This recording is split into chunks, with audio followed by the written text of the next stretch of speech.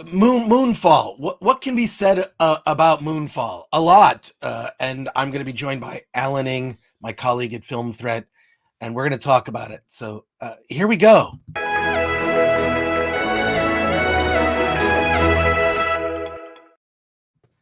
Hey, welcome to the Film Threat podcast. Today we are reviewing Moonfall, which you can see right there. There's a banner that's going to say Moonfall review. So there we go. Moonfall review. I thought we had this discussion before. Some of us are just waking up. The title has piqued my interest, says Ozark Matt. Cody Gidley says Film Threat AF. Absolutely. I agree. Cody, good to see you, or see your words anyways. Join us in the chat. Put your questions in there. We're going to spend the first half of this review being pretty non-spoiler, and then we're going to get into some spoilers. We're definitely going to get into will people really be surprised at all? Well, look, if you go to see Moonfall, directed by Roland Emmerich, you know what you're in for, right? Yeah. It's going to be big. It's going to be dumb. It's going to not make sense. And there are moments where, at least in the theater where I was at, which was at the Burbank AMC 16 in the Dolby room, people clapped. I mean, it's so, I don't think the movie insults your intelligence because you chose to see this. Alan, what are your initial thoughts? At least we were both mentioning before we started the live stream, like the audience was just like, oh, we're in for a dumb time. Entertain me, please. Yeah.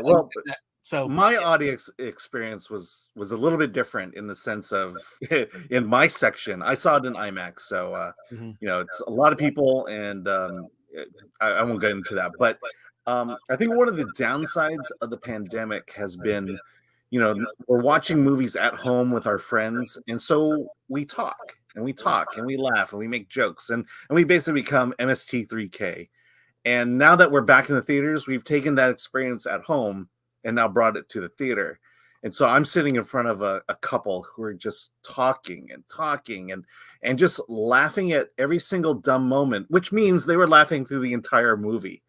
And so it was super annoying. And it got to the point where I felt like I needed to move myself to the front row of the IMAX theater.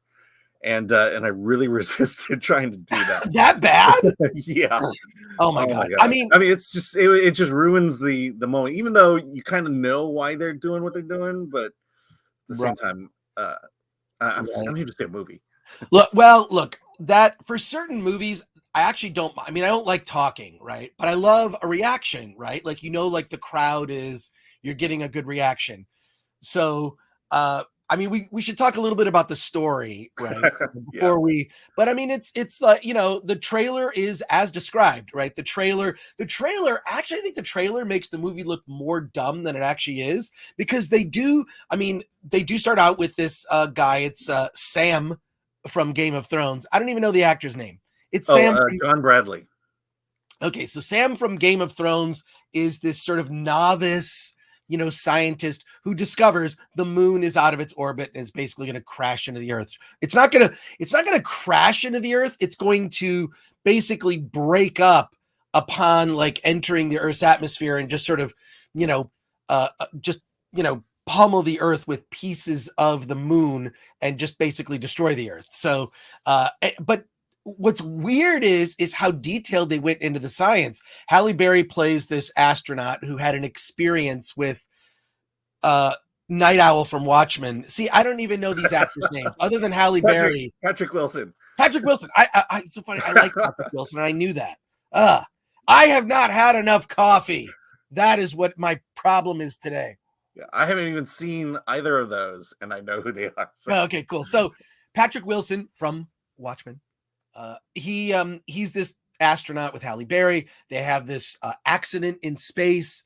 They're not friends anymore. This happened like 10 years ago, right? She suddenly becomes the head of NASA because the guy who's the current head of NASA is so freaked out, he quits on the spot and hands Halle Berry like all the access, right? Like you've got all the access. And then it's sort of a race to kind of figure out what's going on in the moon. And I'm surprised at the level that they went to explain the science of it, because by watching the trailer, you wouldn't think that would happen. The trailer is just straight up like dumb action, right? It's like, I mean, I would say that the level of action is sort of kind of like Fast and the Furious in that sense. And there's multiple stories. There's the story of going to the moon, right? Which Halle Berry, Patrick Wilson, and Sam from Game of Thrones all end up in a shuttle to go to the moon to figure out what's going on, while there's an Earthbound story that you don't really care about. That's the story that was the good time. Whenever they cut back to the Earth and what's happening there, just go to the bathroom or get a popcorn refill, which you're able to get popcorn refills if you're an AMC A-list member. I'm not, I'm saying they're not paying us, though they should. Well, a couple things. One, before we please support our channel, support the Film Threat YouTube channel. You can support us and buy something like a Film Threat t-shirt or a mug like this one. Support us and buy something. That's how, or, leave a super chat or a comment or whatnot and support our work here on YouTube. Back to the Moonfall review. If you could put up the Moonfall thing there, Alan. Yeah. And I will say, our t-shirts cure nudity on contact. This is patented Film Threat technology. Mm-hmm. I don't like going out in public naked. I prefer to wear a shirt. If it's a Film Threat shirt, great. Anyways, all right. Yeah. We spent a lot in R&D on that one, so we got to recoup those losses.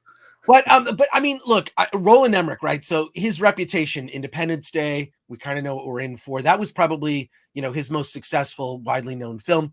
2012, actually, can I tell a quick story before we get back to Moonfall about 2012?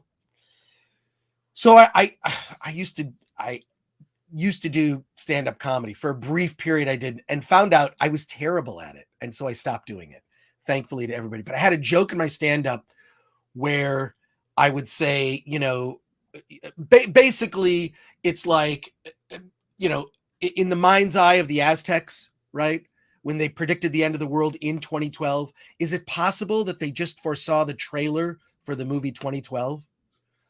And that was, I had a better wording of it on stage, but so I actually, oddly enough, when I was working for G4, got to go to the junket for 2012, the movie. I interviewed Roland Emmerich, I interviewed John Cusack, and then they had a very serious, as part of the junket, this very serious panel of 2012 experts, right? I believe this was in 2011. So very serious, like these are people who had, studied the Mayans and like, what their prediction was and what could happen.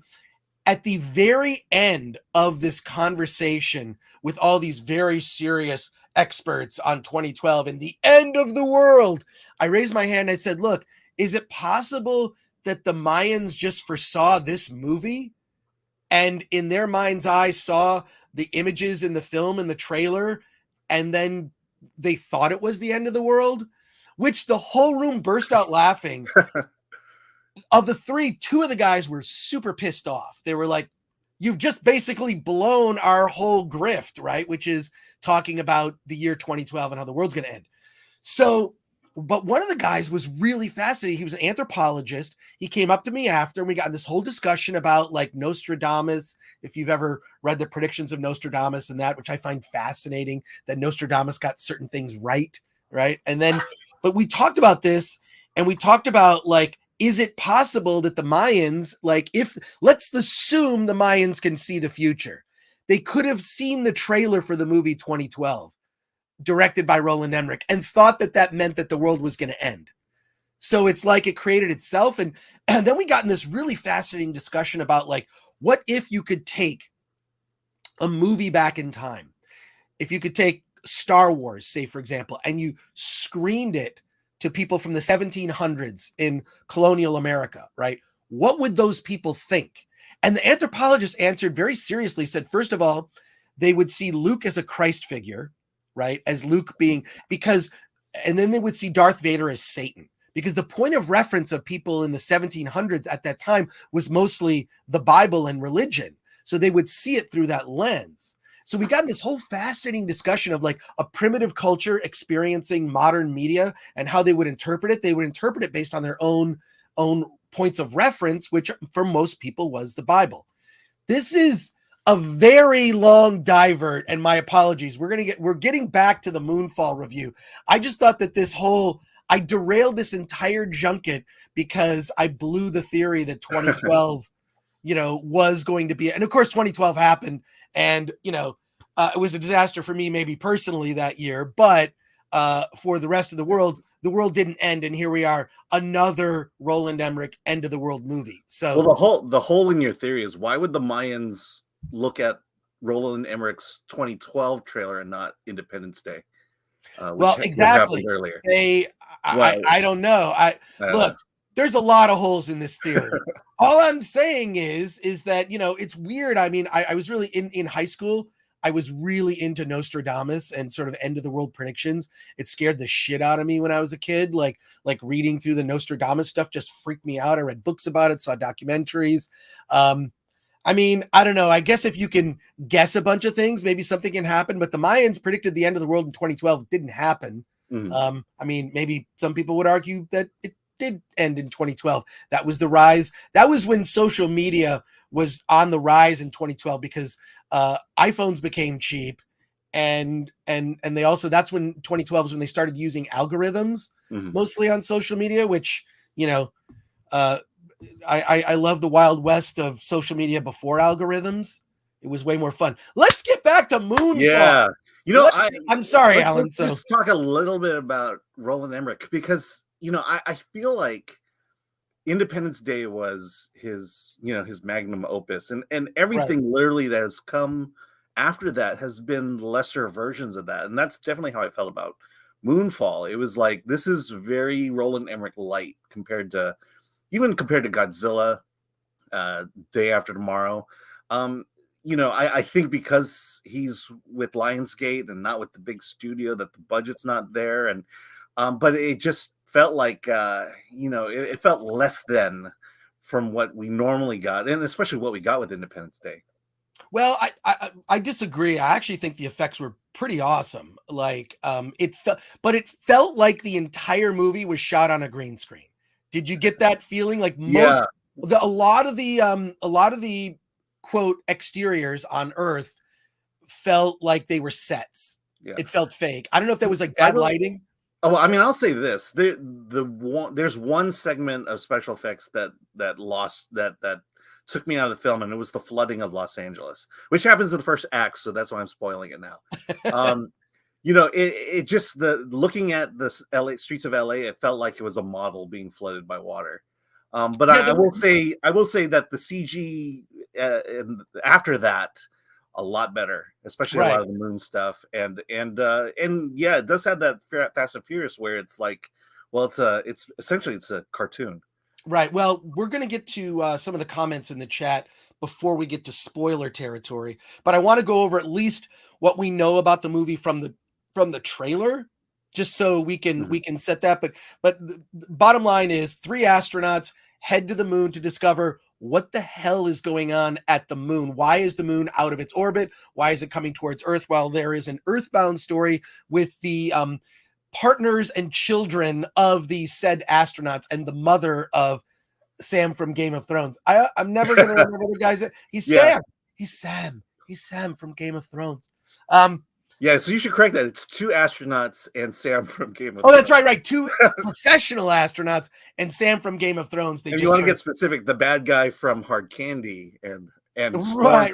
We could go on and on with references, but so they're headed to the moon to see what the hell is happening, and these Earthbound people are which is just its own disaster movie unto itself. They experience like people that are looting and have guns. They have they experience like meteors crashing into the Earth from pieces of the moon coming on Earth. So it's the son of Patrick Wilson. He's trying to make it to this to this shelter that the U.S. government has created, and he's got to connect with a general in there to get in there. So it's the family members are making their trek to this place. But that's sort of the setup, and you've seen most of that in the trailer. And look, I will say this, on a spectacle level, I think it delivers. I mean, it's big, dumb, and as much as like, I actually hope, because I also have thought the same thing you thought, that the flooding of Los Angeles looked kind of fake. But I love models, like I think one of the worst cases of that is in the original Superman movie from the 70s, when the dam breaks and floods. That looked a little fake, right? There's this sort of like little city in the desert, and it's like it looks a little fake. I'll buy it because I thought the performance. Honestly, I honestly prefer models more than CG. Same. I think CG just comes off way too much like animation, too perfect. And there's something about models that just gives it a much more, even going back to Irwin Allen and his disaster movies, right. The same thing I love that look. Well, the second half we're going to get into spoilers because why not?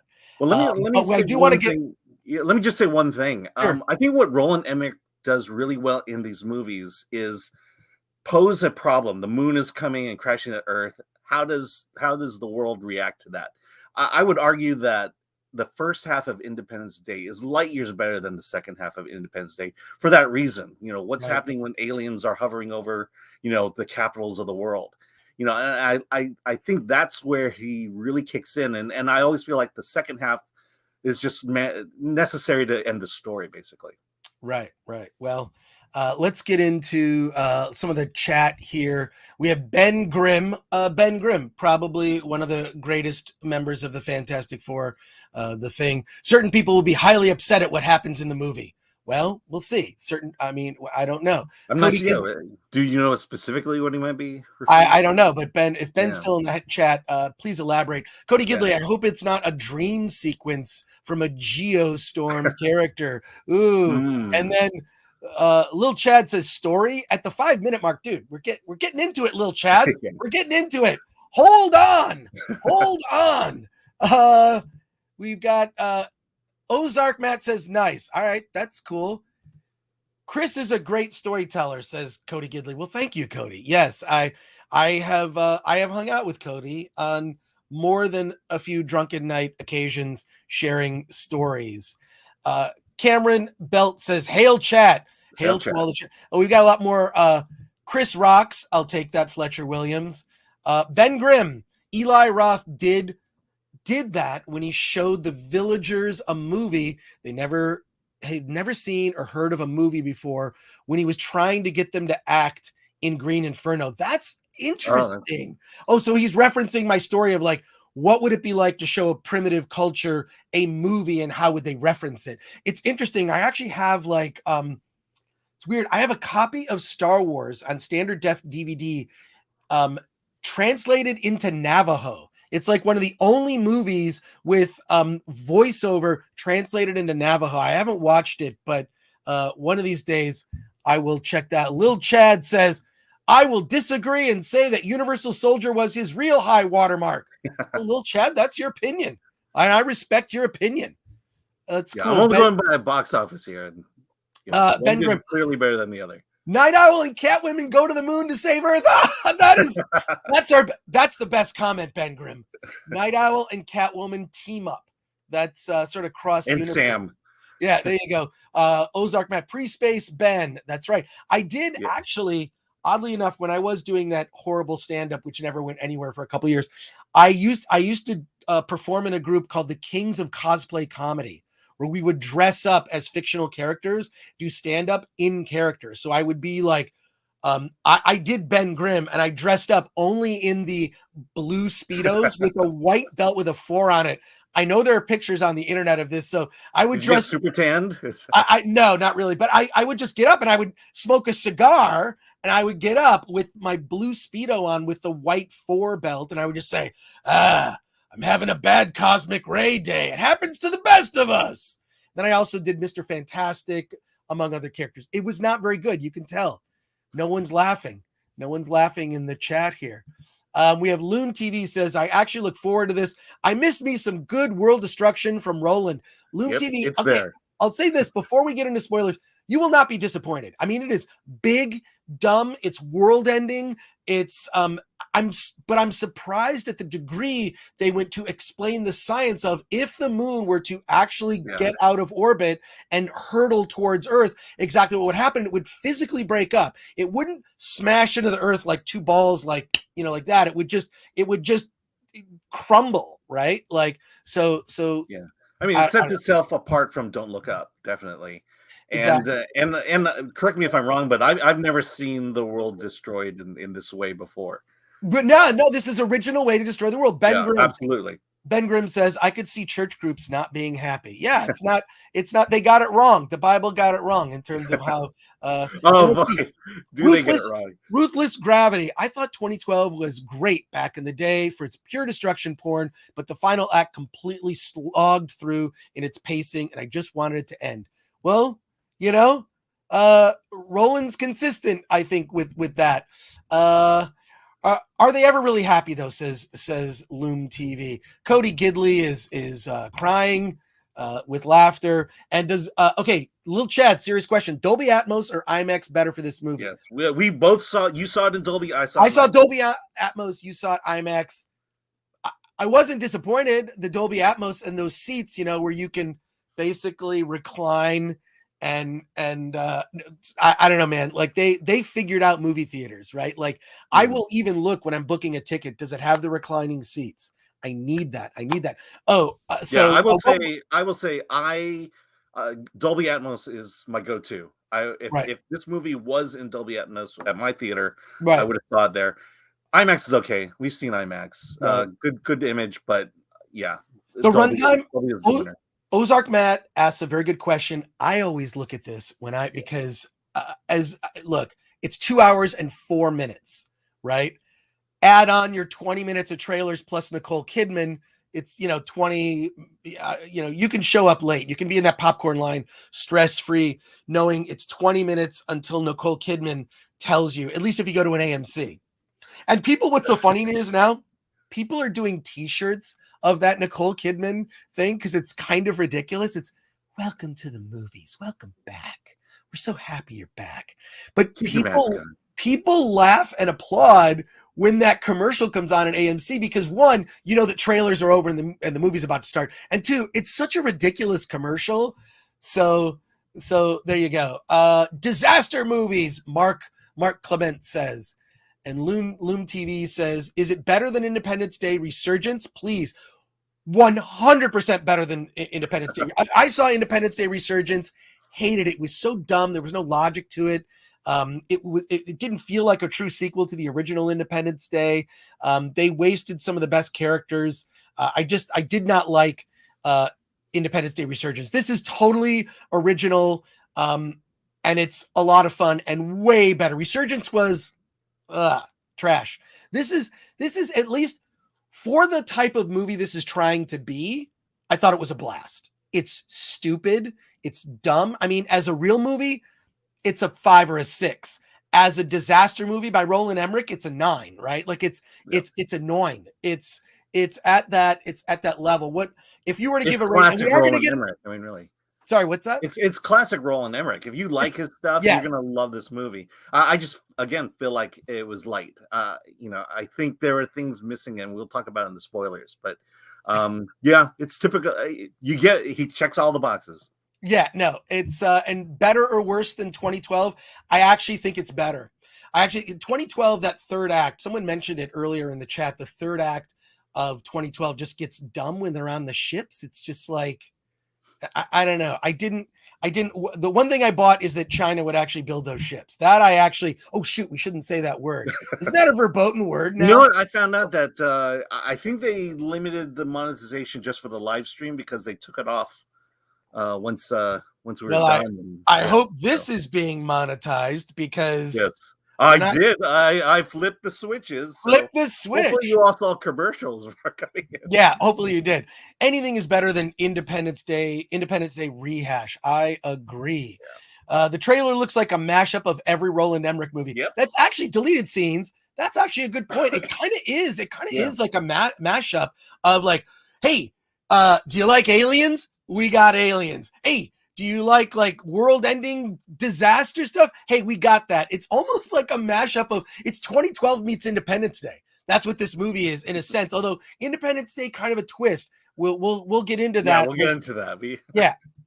Let's get into that with spoilers. We'll come back to the chat. We will come back to you, I promise. But I want to get now spoiler take.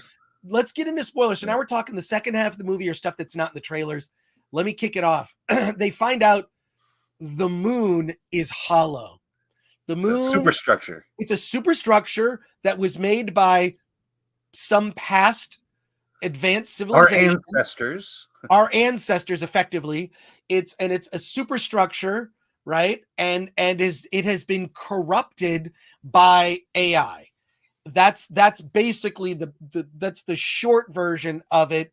And I love this because I looked into this. This is actually a real theory that not that there are aliens and all, but that the moon is hollow and somehow it was manufactured. It was created. What are your thoughts? Did you get the sense that the moon was coming to the Earth because it sprung a leak? That was my first impression. Oh my God, I didn't. Yeah, well, yeah, because it had the gases coming out of the hole there in the moon, and I'm like, so is that how they're going to explain how the? I don't know. I went to the bathroom twice during the movie because I have a single kidney.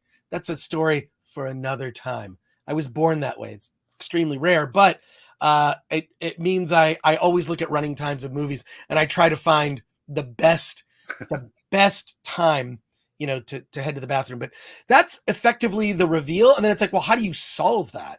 Yeah. And what they find out is that this alien AI is attracted to anything electronic. Right. And organic. Yeah. And organic. So it's attracted to that, which kind of sucks. How do you then deploy effectively an EMP to take it out? Right. Like you have to have something to be able to set off this EMP.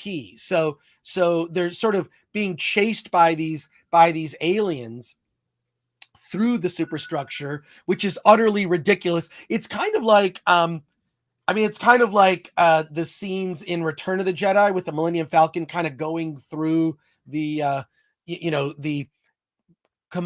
Death Star that's not quite completely constructed. It felt a little bit like that, which also was pretty fun, right? Like in Return of the Jedi, it was fun. And I feel like in this, it was a lot of fun. Mm-hmm.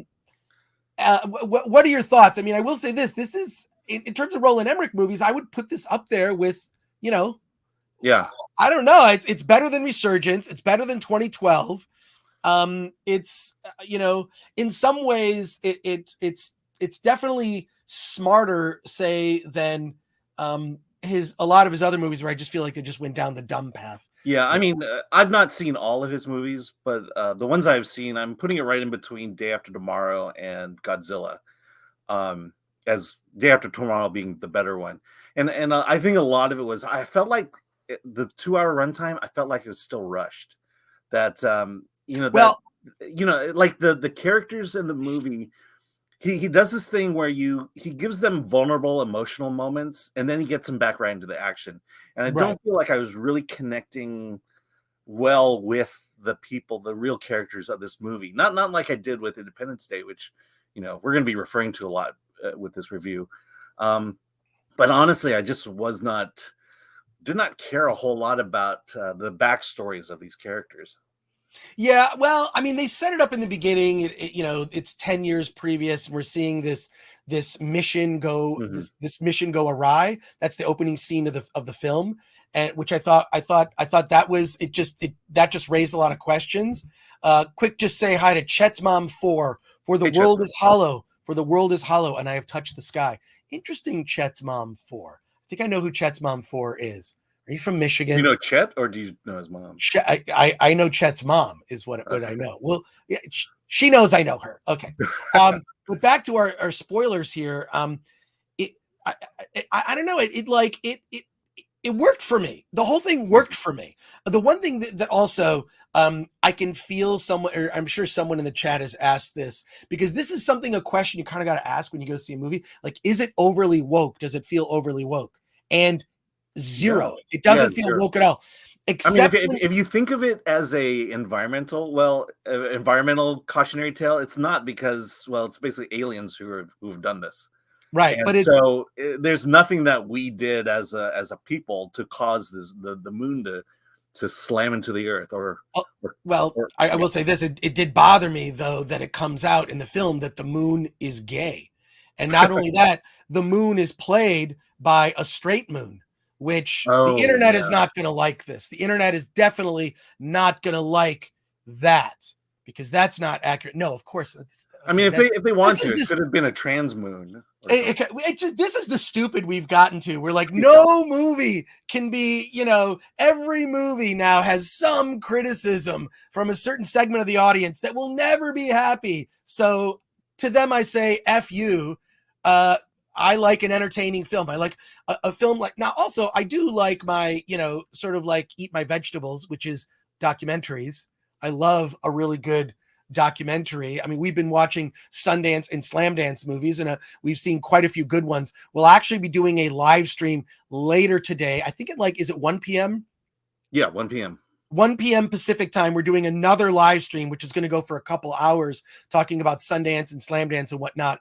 But the movie's not overly woke. Halle Berry's great. I mean, look, there are female astronauts. Precedent has been set, and she plays it very straight. I mean, she plays it very much like, and she's not like overly like where in movies where they get out of the way. The woman will handle this. It's like, no, they're equals. Yeah. Nor is she overly sexualized. Clearly she does not exist to be easy on the eyes.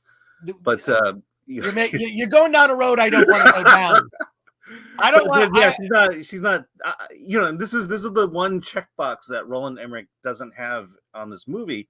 There's no romance in this movie whatsoever. No one falls in love. There's no kissing scene. There's no, hey, it's the end of the world, let's make out. And I kind of miss that, actually. Well, no, I do. I miss romance not being a part of movies. Like, and this one, I don't know. Why is there some edict in Hollywood now to like, look, romance, it's been done. People love it. People love it. The majority of us wired, we like this in a movie. We like romance. We are human beings. We're human beings. Even if it's handled in a totally childlike way, like in the original Star Wars films, right? I mean, it's very innocent. Give me a little romance in a film. That is and the love is family, parents, husbands and wives, fathers and daughters and mothers and daughters. It's that's the love, but there's no romantic feelings whatsoever. All familiar. Yeah, it's devoid of that. And the one thing, although there's nothing woke, really overtly woke, you know what there is in the movie? What? Pandering to China. There is a character that is the nanny of it's actually, is it Halle Berry's? No, not, is it Halle Berry's nanny? Yeah, it was Halle Berry's nanny. She taught her son Chinese. And then the nanny is also Chinese, and there's some lines in the film, and it's like, oh, so we can get this in the Chinese market, which is, I guess that's if fine. You look at the production credits, there's a Chinese studio involved in this one. Well, there you go. I'm sure but it really seemed like forced in. Hey, we got a super chat. Hey, thank you. Super chat. Your Muslim uncle, $1.99. Chris Gore in the real G4 into house. That's right. Thank you, your Muslim uncle. I'm just reading the super chat. Thank you, your Muslim uncle. I do appreciate that. And I've seen you on other live streams. I have seen you on other live streams. Thank you so much for that. Thank you. That super chat. Let's see. We're getting some spam in there. You might want to block the person that's spamming the chat. I hit the wrong button. So yeah. There you go. So you're going to need to block that user. Gone. There we go. We'll get to more of your chat questions in a moment. I kind of want to wrap it up, but without spoiling the ending, with You know the ending. You know the ending. You know the ending, right? But here's the thing. You know the ending. Problem will get resolved in some form. Not all the characters are going to live. And we're not going to say which ones. We can't go to spoiler territory. That's the end of the film. To me, ruining the end of a movie, I think, is verboten. We should not do that. So not every character you love is going to make it.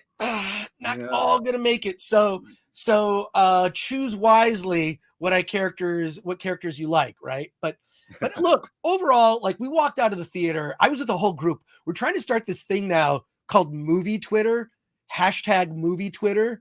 And #movie Twitter is like, when you see people on film Twitter, they take themselves so seriously. It's annoying. It's sort of like someone who took their first film class and they want to brag about how much they know and they want to talk about Kubrick and all that. That's what film Twitter reminds me of. It's just a I don't know, just a bunch of elitist F-tards, is what I would say. So we're trying to start the opposite of that, which is movie Twitter, which is, hey, we just like to see fun movies. We like to have conversation. We like to entertain ideas that don't necessarily agree with ours and openly discuss them in respectful debate. I know it sounds impossible. How do you even do that on the internet? But no, that's what I've always loved to do. Is I always love chatting with people about movies. And I like to hear people whose opinions don't line up with mine, because I feel like I learned something. Sounds like you and I are pretty much in agreement about this film. It's just, I think you liked it more than I did. I think you liked it more than I did, but not by a lot. I mean, I will say my favorite part of the movie was the fact that they stole the space shuttle from the California Science Center. And, right. and then the journey that the Endeavor goes through from beginning to end, and then how they get back. I thought it was ingenious, and I just love following the Endeavor, basically. Yeah, look, you know what you're getting in for. It's fun. You will have a good time.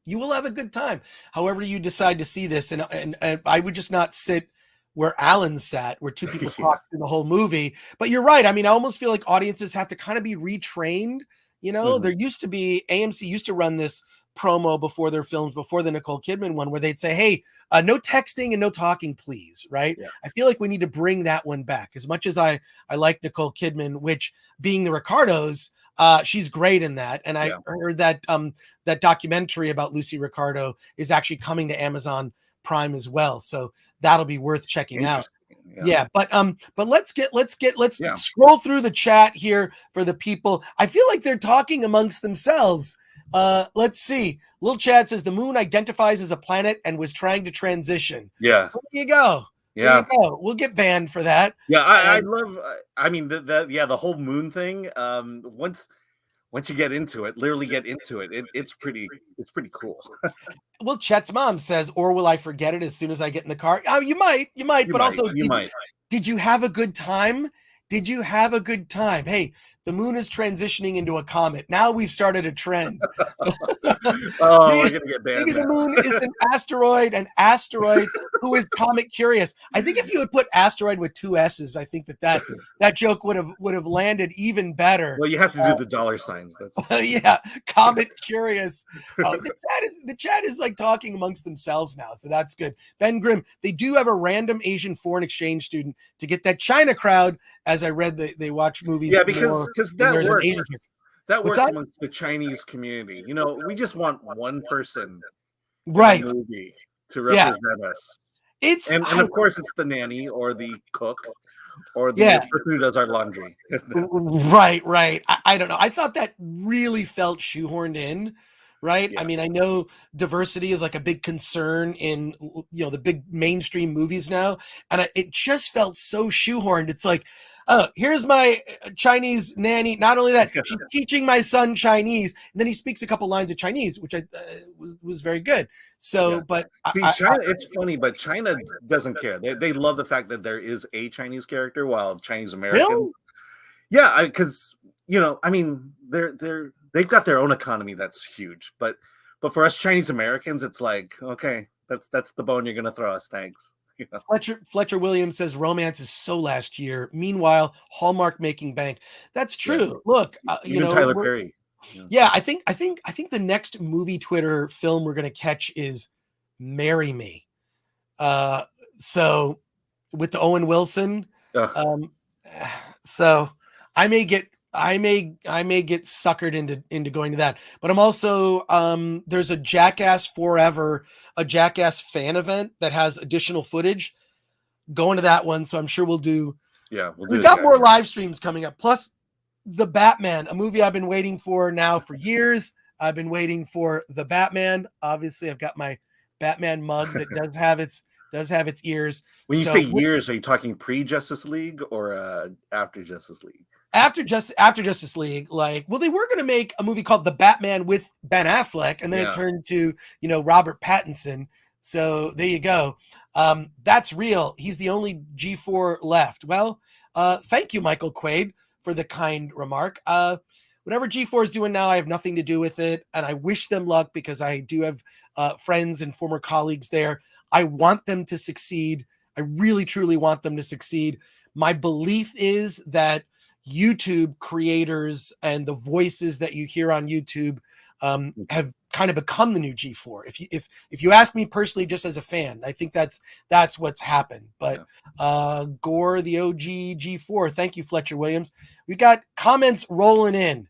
Yeah, thank you. The Batman. So that'll be our next big one. But we'll be doing other live streams, probably about once a week, where Alan and I are going to pick a movie to talk about. But let's do our final thought. I think the comments, should I get to? I'll read them after. Yeah, I wish Chris Gore could use some of his old play to goad Frost into a sensible debate. Oh, hey, it's a Gundam. It's a Gundam. All right. It's a Gundam has a brilliant YouTube channel with these incredibly well thought out rants. Go give It's a Gundam a subscribe and watch his channel. Absolutely brilliant. And also fantastic on Friday Night Tights. If you watch that show, I'm an occasional guest. So is It's a Gundam. That's how I found It's a Gundam, was from watching FNT. So thank you for your comment. Sorry, Chris, not Gungan. Oh, it's not Gundam. Why did I say that? It's a Gungan. Well, they look alike. That's the problem. I'm so sorry. I've been saying tell them apart. It's a Gungan. Well, the Gungans, that's a whole other tale right there. Sorry, it's a Gungan. That's okay. Try to get to all these shit. I feel bad. Don't feel bad. Correct me. Look, when I make a mistake, and I did it on the old G4, I would reference an actor incorrectly, or I would feel horrible after, and I would go into the forums at G4 and just say, I apologize, I got that thing wrong, that fact. I appreciate it. You make me better. It's a Gungan. Gungan. It's a Gungan. You know what? I have not had a full glass of mug of coffee here. So there you go. Yes, I love to be correct. I don't mind being corrected. I feel like if I care about truth, I want to be corrected. Obviously, I saw that Night Owl was in the movie. Alan corrected me, said, no, that's Patrick Wilson. Thank you, Alan. So, well, I mean, that's the problem with discussions these days. It's a fight to be right as opposed to a fight to find the truth. And you've got to be willing to be wrong, and you've got to be willing to be corrected, because that's what a discussion, debate should be about. Well, you should own it, right? You should own it. You really need to own it and say, look, I made a mistake. I'm not perfect. And look, I can't tell you I'm perfect on all these things. I have my opinion. It is just that, an opinion. Mm-hmm. It does come from a place of having seen a lot of movies and having at least some sense of film history. I don't know it all, but I know quite a bit. I know a lot. I'm always discovering a filmmaker that, how did I not know about this filmmaker from Finland or whatever? Like, it's always, hey, we're always learning. So here you go. Question here. Ruthless Gravity says, how do you guys feel about Moonfall being the most expensive independently produced film? Will we see this trend continue? How do I feel about it? I think it's great. I think it's a great trend. I think it's interesting that this could not have been made by a studio. What's also interesting about it is it's not filled with agenda and or like politics that doesn't supersede the story and the characters, right? It doesn't sour the movie or the characters. Precisely. It doesn't sour the movie. So how do I feel about that? Great. Let's have this trend continue. And I don't know if that's actually true. George Lucas is, technically speaking, probably the most successful independent filmmaker. And he personally financed, well, he got bank loans for Empire Strikes Back, but he personally financed the prequels, the Star Wars prequels. Mm-hmm. He wanted to own them. And then he allowed 20th Century Fox to distribute them. So there you go. Yeah, and also the effects company did a really good job. I mean, it's not ILM. Right. We actually happen to know someone who works at that company, and they're very busy right now doing, and they're doing it for the small studios like Lionsgate. True. Fletcher Williams, discussion has become an ego battle. It has. I mean, mm-hmm. I feel like social media has kind of made people into narcissistic assholes. And I think that that supplants any real, true critical thinking, where, and I've always been independent minded. Just, I tend to look at like, everyone's going this way. And I'm like, maybe, I'm going to sort of stand back and I'll assess. But yeah, it's disheartening that intelligent debate has just been completely lost. Yeah. It's relegated basically to podcast. I've never changed a person's mind by using a tweet or an update. Yeah, I've never seen a tweet saying, I should be doing this, and thought, you know what, you're right. I'm going to do that now. Yeah, I'm taking a full 180 on that one now. I'm changing my mind because of your tweet. That never freaking happens. Josh Gad was originally cast as KC, but dropped out because of scheduling. That makes a lot of sense because of scheduling conflicts. Thank you, Ben Grimm. I did not know that. I hope more independent filmmakers, studios start jumping off. Absolutely. Yeah. I think this could save the movies because there is when you look at movies that tanked, right? Eternals, by all accounts, should have been a huge success. Doesn't even feel like anything like the original Jack Kirby comic from the 70s, to me at least. Being familiar with that comic, that just like that, I think tanked, and sort of the overly virtue signaling way that the movie was marketed. Like literally the actors are saying Eternals is going to save lives. And then the 355, I feel like people have been so turned off by the strong female lead trope that it's just become comical at this point. I think we like female characters that struggle in the same way that male characters struggle. I mean, if you look at the first Indiana Jones movie, he didn't win. He fails the entire film. He finally gets the arc. It's taken away from him. He's tied up and saves the day by closing his eyes. So he saves the day tied to a pole with his eyes. Yeah. And then the U.S. government takes away the artifact. He loses that entire movie. Yet we're so with him as a hero. I would argue Furiosa also in Mad Max Fury Road. I mean, Furiosa is pretty much the lead character, but she is so well done. She is so. I thought that she was great. So sorry, Alan. Yeah, no, I'm just gonna say we talked about this in our last live stream of, is the big studio killing franchises? And the answer is yes. At Sundance, I'm attending these panels of people, upset that they're not being bankrolled by the big studios with, Avengers type budgets. And part of me is saying, why is it so important now that the big studios, that we need to do a big studio film? I think we just need to really start supporting independent film and watch them take more prominence, because they're not tied to a message. They're tied to the vision of the filmmaker and not an agenda that a corporation has to maintain. Cameron Belt says, you mean you don't enjoy The Message, Chris? Yeah, The Message. I actually like themes.